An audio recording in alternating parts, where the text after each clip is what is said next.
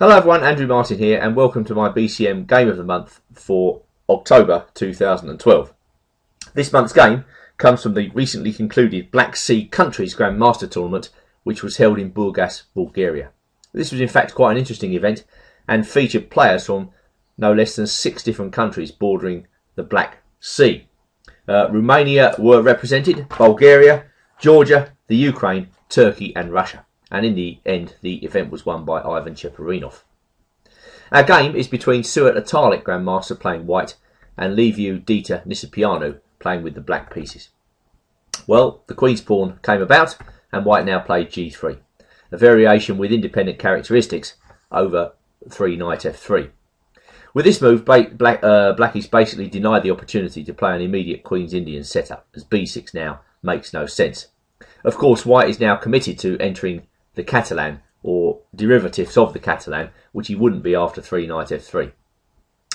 So black decided to respond with c5, inviting a Benoni. White declined with knight f3, and now the characteristic move destroying the white centre. C takes d4, knight takes d4, and now key move here, a6. Well, if there is a soft spot in white's setup in this particular opening variation, it has to be the pawn on c4. So a6 is basically a move which prepares queen c7, denying white the opportunity after that to play knight b5. And queen c7 is more awkward for white than it first appears. The attack on the pawn at c4 is a little bit difficult for white to meet sensibly. He doesn't really want to play knight d2 here, blocking in the bishop.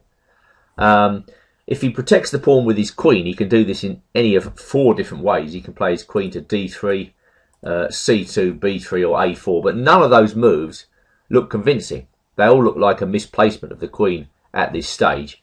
And you have to say that b3, which actually looks like white's most obvious move here, can be met by bishop b4 check, which is another awkward intermezzo from white's perspective. No move is comfortable in this situation. So in practice, most players, when they've come this way, decide to castle here and just allow black to take the pawn.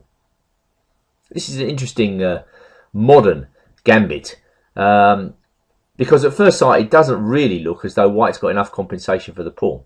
But he will have the opportunity to develop his pieces quickly.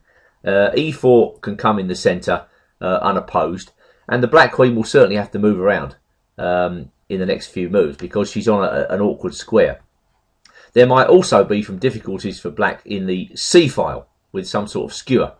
So white sets the ball rolling with knight c3, presumably with the idea of something like bishop f4, bishop g5, and then rook c1. White has tried bishop g5 here. He's also tried bishop f4. But those moves seem slightly too early to me. You have to play knight c3. Why not do it straight away? And, just wait with the bishop until you know where you want to put it. In fact, in this game, Atalik puts it on e3. So there's yet another square for this bishop. Nisipeanu blocks the c-file with knight c6, and white takes on c6. A very straightforward move, just opening up perspectives for the bishop on g2. But it may be actually that knight b3 is better, which was played in the game Kasparov versus Kramnik, Moscow 2001. The point of this move is to keep the pieces on, 1, and 2, to try to embarrass the black queen. In the game, Kramnik played d5. I mean, I guess white's threatening e4 here.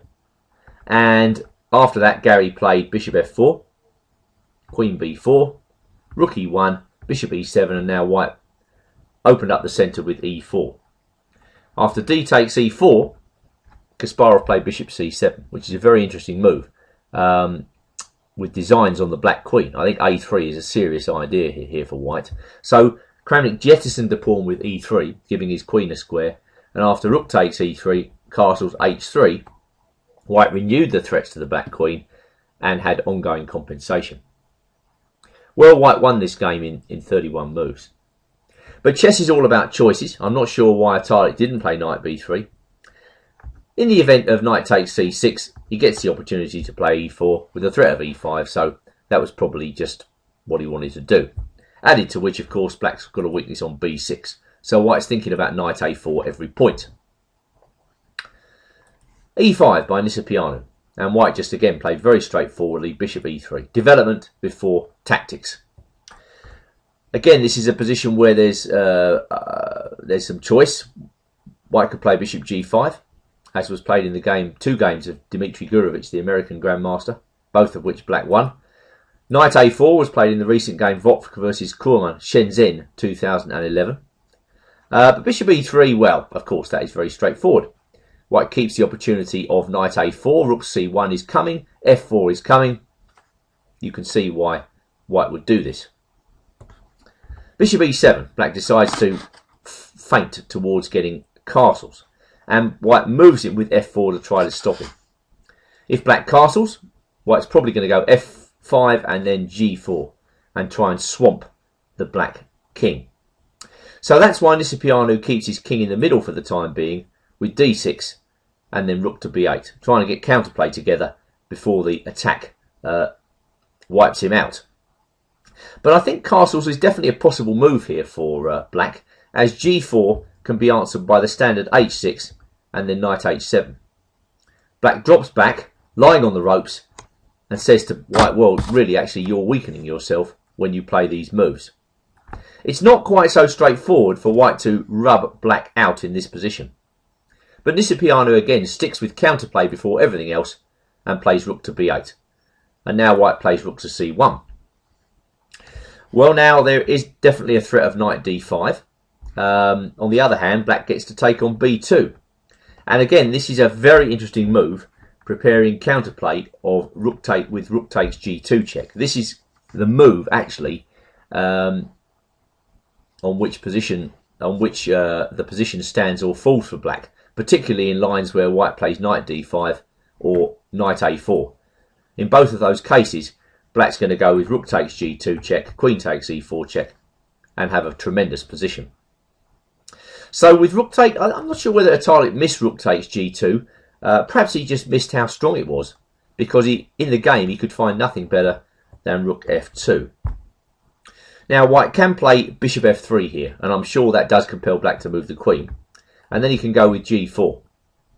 But black can utilise the fact that he hasn't castled in this position with the splendid move h5. Now I think actually this is quite a strong move, because White has no real satisfactory way to meet it. If he takes on h5, then black has bishop d8, a very strong move with ideas of bishop b6 or bishop a5. White's position is very, very loose here, and if he puts his king in the corner, trying to get off the black squares, we go bishop a5 and then queen a3, with very awkward threats. If bishop d2, black can even play rook h7 and then bishop b6. Black has definitely gained from keeping his king in the centre in this position, and I think White's position is uncomfortable. Running that variation one more time, bishop f3, queen b4, g4, h5. Well, White can push on with g5, but then I think knight g4 is again awkward for White to meet. He doesn't really want to surrender the bishop on e3, but if he takes on g4, well, as you can see, tremendous pressure starts to mount against the h-pawn. So it's not that easy for White suddenly, with black operating with the threat of rook takes g2. But rook f2 in the game failed to convince. Nisipeanu snapped off the rook, and then queen b4, taking away most of White's threats. In fact, White's down to g4 here, but now we're back to h5. Well, again, what is White to do? If he plays g5, then knight g4 is awkward. White doesn't want that bishop on f2 being removed. If he takes on h5, well, this time it's even better for black, as Nisipeanu can recapture, threatening knight f4. But probably the next move by White is the one on which he was pinning his hopes. Atalik moved in with knight d5. And now a slight surprise awaited him when Nisipeanu took on d5. He probably thought this move was impossible due to the simple rook takes c8 check. But it turns out that after bishop d8, queen takes d5, black has the rejoinder knight f4 with serious counterplay. And I'm not quite sure how White proceeds here. He probably saw this position in his mind's eye and he thought, well, I could simply play queen c6 check. But after king e7, I don't see how White's going to consummate this attack. It's worse than that, actually. as black has lots of counterplay on the back rank. Well, starting with the immediate queen b1 check. If bishop f1, we go queen b1 anyway, and white's in trouble. Probably the best move for white after knight f4 is just to go queen b3. Well, black's got knight e2 check here. He's also got queen takes b3, a takes b3, and then a5. And if rook b8, we go king e7, bishop f1, knight h3 check, takes, rook b7 check. Something like this is probably the best that white can do. Rook h6 though, and black is a pawn up in the endgame. But it's not going to be easy because black's got a bit of untangling to do.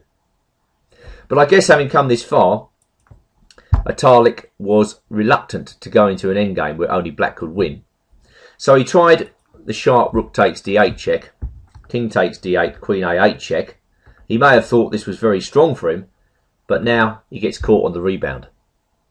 Queen b1 check, bishop f1, knight e2 check, king g2, queen takes e4 check, king h3, and now queen takes f5 check. Completed a very well played game by black.